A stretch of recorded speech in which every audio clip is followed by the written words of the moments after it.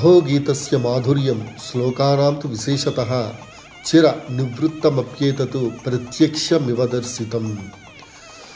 ఈ శ్లోకం యొక్క అర్థం ఏమిటంటే, ఈ ఈ శ్లోకం వింటున్న మునులందరికీ ఆహా, ఈ గానం ఎంత మధురంగా ఉంది, శ్లోకాల యొక్క కూర్పు ఎంత సుస్పష్టంగా ఉంది.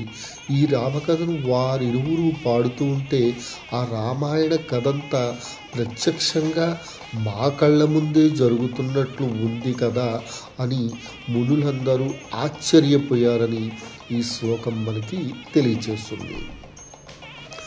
ప్రవిశ్య తావుభౌ సుష్టు భావం సమ్యగ గాయతాం సహితౌ మధురం రక్తం సంపన్నం సర్వసంపద.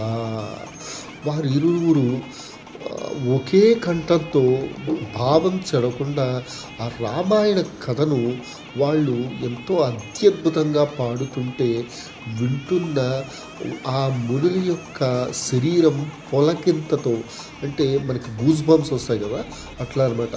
ఆ పొలకింతతో మైమర్చిపోయారట ఆ రామాయణాన్ని వింటున్న మునులంతా అని ఈ శ్లోకం మనకి వివరిస్తుంది.